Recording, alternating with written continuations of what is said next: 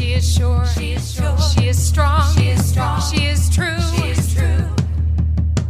She is brave. She is brave. She is bold. She is bold. She is you. Hello, everyone. Welcome to today's Word of Mom Radio here on the Word of Mom Media Network. I'm your host, Dori DeCarlo, and you know we are here week after week, show after show, breaking those myths that mompreneurs and businesswomen, especially those of us building our businesses from home, that we're just dabbling in between bake sales and getting our nails done, we're not. We are smart, we are savvy, and we are sharing the wisdom of women in business and in life. And I'm looking forward to bringing today's guest into the show. Elona Lopari is the founder and CEO of The Life School. She's a speaker, best-selling author to numerous books. She's an award winner, show and speaking event organizer to an audience of over 30,000 people with purpose-driven, service-based entrepreneurs and corporations. She has supported more than 100 companies, double and triple their impact and revenue through fractional and business management operations and human resource services. She's a prior Fortune 500 C-suite executive and also featured in Disrupt, New York Weekly, Business Insider's CEO Weekly, The Business News, and Famous Times. I can tell you more and more about Elona, but it's better to bring her into the show. So with all that being said, Elona, welcome to Word of Mom Radio. Thank you so much, Dori. It's a pleasure to be here, and I hope the conversation we'll be having will be of service to all the moms in the audience. Oh, me too. So I would love for you to take us on your journey from the C-suite and everything else to being the founder and the CEO of The Life School. Yeah, I think it started with the inner conflict of pretty much losing sense of my purpose while I was working for a corporation, raising my kids. I have 2 kids, a girl and a boy, which are older now. But during that time, which was over 5 years ago, I started to lose sense of the meaning of why I was doing what I was doing. For many years, I climbed the corporate ladder over 13 years for this Fortune 500 company to really, chase success, chase the American dream. I'm natively Albanian. We migrated here when I was only 15. So my dad especially instilled it very early in me that, in order to be successful and be happy and fulfilled and all those things, it was good to be able to grow my career, build my family alongside and all of that, and buy a house and all those things that are promised to you as the American dream. I did all of that. However, there came a point where I reached all the way to the top without feeling happy. So that's kind of where I started questioning what was I going to do next? Was there all there is? These were all the questions that were kind of puzzling me at that time. I was really not connected to what I was doing anymore. The company happened to be acquired by another company, and the culture change there was very profit driven. So that was sort of my clue to figure out, okay, what else I was going to do? Was I going to go get another job based on all my experience, or was I going to try out this thing called entrepreneurship, which for me was very new because I didn't have entrepreneurs in my family. So my husband supported me a lot during that time. And he's like, why don't you just try to just offer your services on your own? You have a lot of experience. So that was the beginning, my tapping my feet into entrepreneurship. While I still worked for 2 years, I started growing my small business. And when I felt comfortable enough to make the pivot, I just switched to entrepreneurship full time. And that's what I've done now for over 6 years. That's awesome. I would love for you to kind of share how you created the philosophies and the steps that you have. I'm looking at your 7 pillars to scaling a legacy company, and there's such interesting components to all of this. How did you come up with that balancing purpose and profit and all of that conceptual information that the Life School is sharing? Yeah, it came through a process of my own evolution as an entrepreneur. I started out coaching executive women, which also were moms, where they needed help with being successful in their career, landing leadership roles, but also balancing their personal lives. So that's where I began. And then I realized that was something else that it still kept me in the corporate space. I wanted to explore the rest of the world, so to speak. I was like that child trying to like figure out like what else is out there now on the market and what else do I want to do. So I tapped into some career coaching as well because I did HR for many years and I still felt like that wasn't it. And through my process of discovery, I realized that the two things that I did really well were always business and leadership. So over my process of helping now startups all the way to companies in 10 million in revenue, I realized that there were 7 pillars that always showed up in building a company that's going to create impact, but also a successful company that operated independently from the founder and the team and the owners. So over the years of my experience, I realized that those 7 pillars, which is branding, marketing, sales, systems, and team, are the 7 pillars that are very foundational to any company that is scaling or growing. And I worked under that methodology for a lot of the businesses that I have supported, because I believe that just like personal life, if we don't have the foundation in place, then we cannot build something as big or as small as the CEO envisions it to be. So that's how those pillars came about. It was just experience of supporting companies and seeing what were their biggest challenges and what were some of the things that were always repeating. And I've always been a fundamental sort of person. I like to always go deep into things, not just superficially fix, things that are going to maybe break tomorrow. So over the years, I've kind of just came up with my own pillars and structures to support businesses and their growth. How did you decide to be working in the service-based industries with entrepreneurs and corporations and kind of let people understand what that's all about? Yeah, I love your question because this came from my own experience being a service provider, but also the fact that service to me is tied to contribution and growth.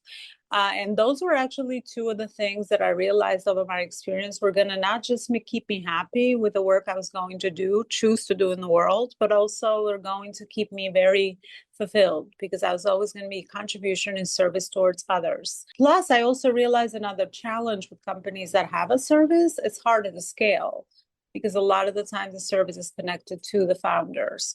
So just piecing a lot of things together, I started really staying in the lane of service and just making sure that I was improving the way that I was supporting companies to be able to build a personal brand, but also detach eventually to build a company brand where it was going to be easier for them to scale a service rather than a product, which traditionally it is easier to scale a product because the product is kind of its own entity. So that's how I came about just niching in the service space for the work that I'm doing. How can you help them scale and stay true to their purpose? Because quite often that purpose changes as a business grows. Yeah, it's absolutely a process of evolution. So depending on where they are in their growth phase, I've seen 2 main patterns that always show up while growing my own company, but also seeing it with my clients, is that at the beginning of a business, it's good to focus on a business model that's more quality than quantity because you don't have the foundation in place, you don't have the brand in place yet, and a lot of those structures that are needed, maybe even your systems of how to create consistent sales. At the beginning, it's good to understand how to set those things in place and build a personal brand. And then eventually, once you have all of those pillars in place, you can start to scale your personal brand into your company brand. And then, of course, you'll have more systems and you'll have team around you so that you could start to connect to the dots, so to speak, between your company brand and your personal brand.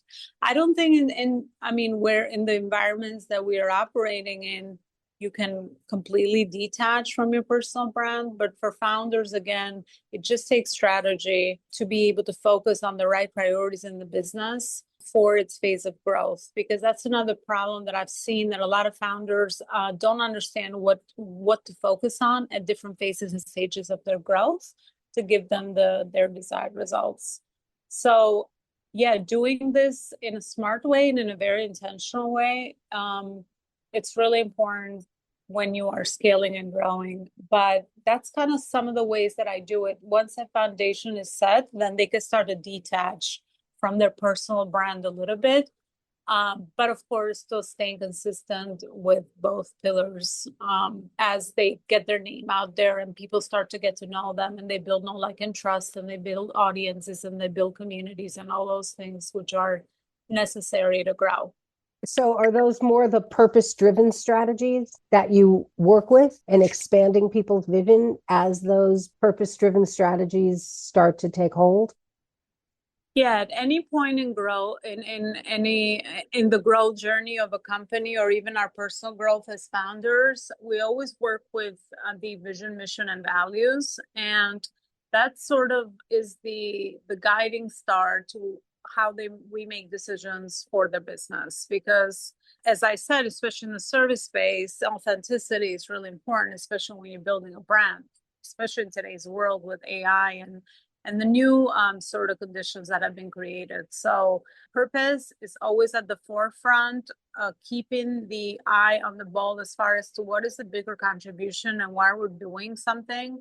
And the bigger picture is always something that I revisit with the clients that I support at all times, because that can change, right? We start out, companies are like humans. We start out at a certain phase, and then eventually we test our services and we realize that there's a different problem we want to solve or a bigger problem we want to solve. So it's very easy to lose sight of the reason why you started and why this is important to you. So keeping an eye on that at all times really helps with decision making and ensuring that you are aligned with that and you're not completely going on the other side and building something that's, not even passionate for you or something that really aligns with the founder. So it's just an ongoing way that we work. It's not something that we do once and we're like, okay, we figured out what the mission, vision, and values are, and we just forget about it. It's just a way of being and just revisiting that every day when making really important decisions, how to grow the business. On that note, think of what Elona just said. We're going to take a quick break, say thank you to our sponsors, and we'll be back here in just a moment on Word of Mom Radio. She is brave, she is bold, she is you, and we want to tell your story. Are you ready to share your journey with us on Word of Mom Radio? Go to wordofmomradio.com and register as a guest. We want to tell your story because when you win, we all win. In 2017, Unsilenced Voices was formed to help survivors of domestic abuse and gender-based violence worldwide. The organization currently serves Sierra Leone, Rwanda, Ghana, and the USA. In 2022, Unsilenced Voices gifted over $33,000 to survivors in the USA. And in Sierra Leone, there are over 26 young girls who have been rescued from sex trafficking and domestic abuse and now going through vocational training school in order to better their lives. We need your help. Donations are critical in order for us to continue our work. We also need volunteers to help with research and development. Please visit unsilencedvoices.org for more information. And we're back here on Word of Mom Radio. We are talking with Elona Lopari, who is the founder and CEO of the Life School. And I really like what you had to say about the why, because often people forget the why. And we say all the time here on Word of Mom Radio that women start with why. Most women in business see something, especially in a product and service-based business, where something is missing. They need something and it's not there, so they create it for themselves and then realize other people need it. How do you help people keep the eye on the why, even though your why is going to expand? Yeah, I love that. And I love that you mentioned women, because over the years, through my personal growth, I've realized that we have something really powerful at our hands, which is intuition. And the more we tap into it, the more we can be very savvy, smart, intuitive, innovative key decision makers, but also consumers, right? Because the biggest markets in the world target women, and for a good reason, because we're the ones that are making the most major decisions in our households. So we're very powerful business owners, but also very powerful clients or customers for companies. So I think the more education we have and the more we tap into some of our inner wisdom that we all have as women, the more we can leverage that power in business and use it as our best competitive advantage. So that is what I realized with women, especially, that we have this. However, we were not obviously taught this. For the longest, I worked traditionally in my masculine energy, especially in the corporate environment I was in, because, it's all do and just follow strategy and follow structure. However, there's a whole other side of us, which we have it so naturally. Mother Nature gave it to us. So why not leverage this in business as well? And the more that we are in the flow and the more we tap into this intuition, the more we can, again, stay aligned with the work that's meaningful to us, but also be able to not be afraid to innovate in the marketplace, because we're bringing something new to the table. And plus, again, we're so high touch with society, with families, with our children and all of this. And everything that we touch, everything we hear can be a competitive advantage if we're smart about bringing it to the marketplace and knowing our person that we want to support. So I think it's time for us to value what we do naturally. However, we have just set it aside for so many years, because again, for the longest, when I learned a lot of the gifts that I was naturally good at, I just thought everybody knew how to do this. So we're not really taught how to value ourselves, but it's time to kind of just honor that and really charge for the things that we do really well and align ourselves with people that are complementary. I think it only will serve the world, but also ensure that we are in contribution and utilizing a lot of those things that we didn't know we actually possessed as women. So yeah, that's what's coming up to share around your question for that, Dori. It's very interesting because so often as women, after raising young kids and going back into the workforce, whether as entrepreneurs or into the workforce, they think they don't have a lot of skills that they're bringing to the table. And I think they forget that as moms, conflict resolution, scheduling, budgeting, time management, the organizational skills, all of the things that we take for granted that we do as moms, putting little finger quotes in there, and taking care of our families, this all translates to business, every bit of it. And especially when you get into that service-based industry funnel, because there are people that are raising families, that are understanding now. For me, I've been a mompreneur since 1994. So you're talking last century.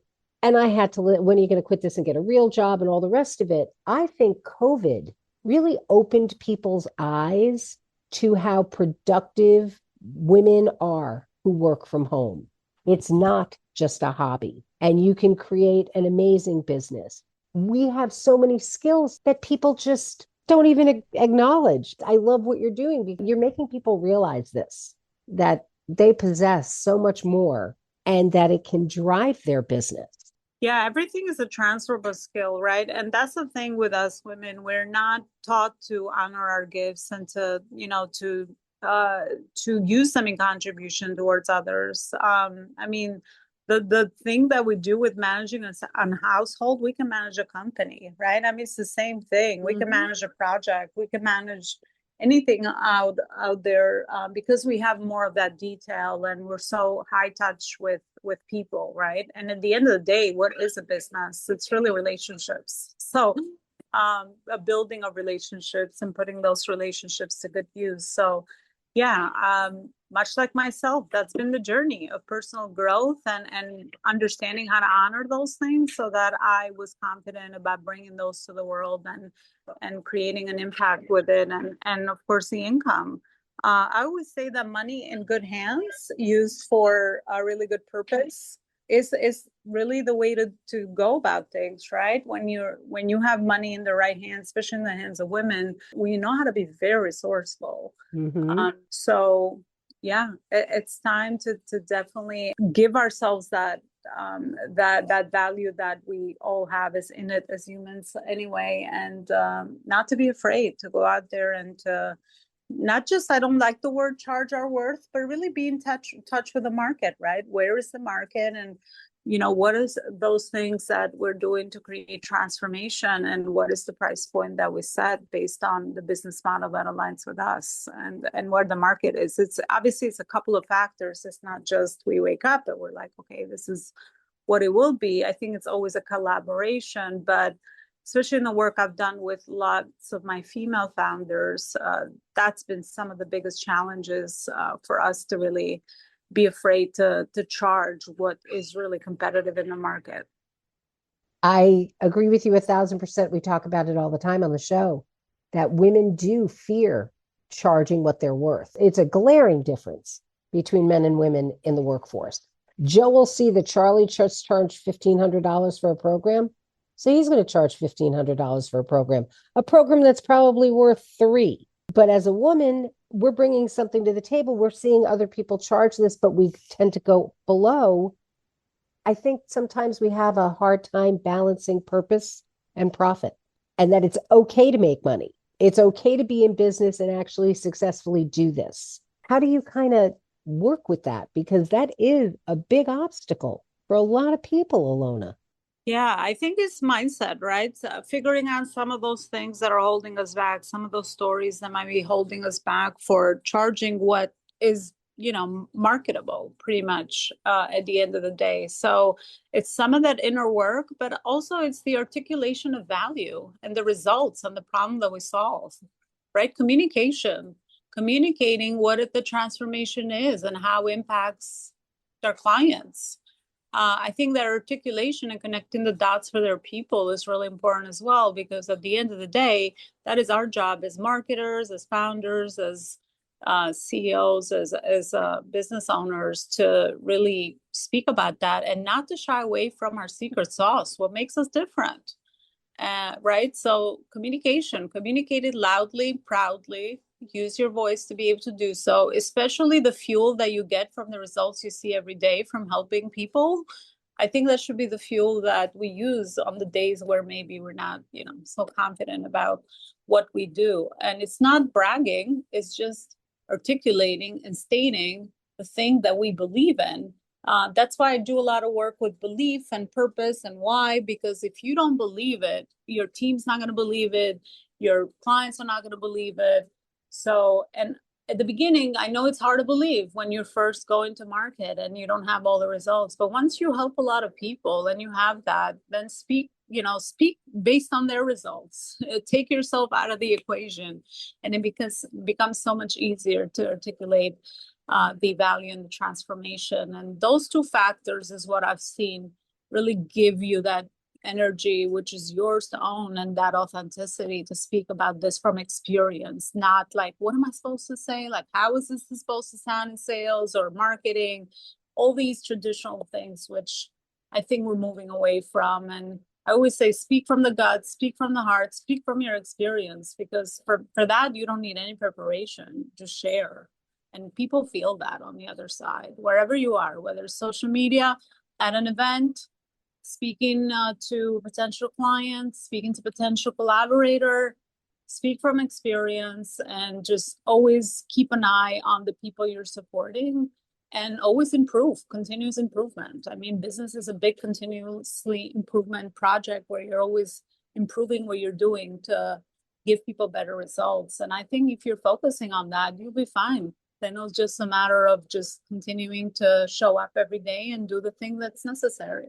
What a fabulous way to wrap up this conversation. It really is. Elona, thank you so much. What do you want to leave our listeners with, and how may they reach out to you?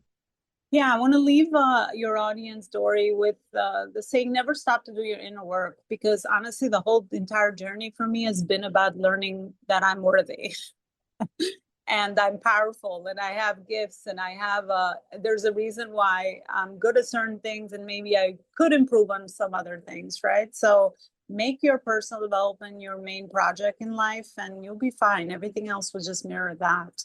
And I think they can find some free resources I put together on my website, so they can check that out, elonaloparicoaching.com. And let's connect on social media. I'm mostly active on LinkedIn and Facebook. And let's just, get this conversation started and look for ways to be able to support one another just beyond your beautiful space you've created here, Dori. But thanks so much for having me. I had a lot of fun. And I hope what I shared was helpful. I think it was absolutely wonderful, and I hope everyone reaches out to you. Elona's links will be live on wordofmomradio.com. I really do encourage you. Reach out, connect online, and get the conversation going, because creating that harmony between your personal and your business life is absolutely possible. And again, we say it all the time. You know what? When you win, we all win. As we lift each other up, as we encourage each other and support each other, it just paves the way for other people to do it. So, Elona, thank you for what you're doing with the Life School and your work with these purpose-driven, service-based entrepreneurs and corporations. Keep up the great work. For all of you tuning in, I want to thank you for being with us. We're going to close out with our fabulous theme song from Smith Sisters and the Sunday Drivers. So till next time, this is Dori DeCarlo saying go out and create a marvelous you. Bye for now. She is sure, she is sure, she is strong, she is strong, she is true, she is true. She is brave, she is brave, she is bold, she is bold, she is you, she is you, she is you, she is you. She is sure, she is sure, she is strong, she is strong, she is true, she is true. She is brave, she is brave, she is bold, she is bold, she is you, she is you, she is you, she is you. Sure of herself, yeah, she takes care of biz, powerful and strong, yeah, she knows who she is, has integrity, woman strong and true. You know her by name, see this woman is you. She is sure, she is sure, she is strong, she is strong, she is true, she is true. She is brave, she is brave, she is bold, she is bold, she is you, she is you, she is you, she is you. She is sure, she is sure, she is strong, she is strong, she is true, she is true. She is brave, she is brave, she is bold, she is bold, she is you, she is you, she is you, she is you. Adds value and hope, has proved to be brave. See, it's never too late, never time to behave. Reaching for dreams, doesn't matter the age. Believes in herself, unleashed from her cage. She is sure, she is sure, she is strong, she is strong, she is true, she is true. She is brave, she is brave, she is bold, she is bold, she is you, she is you, she is you, she is you. She is sure, she is sure, she is strong, she is strong, she is true, she is true. She is brave, she is bold, she is bold, she is you.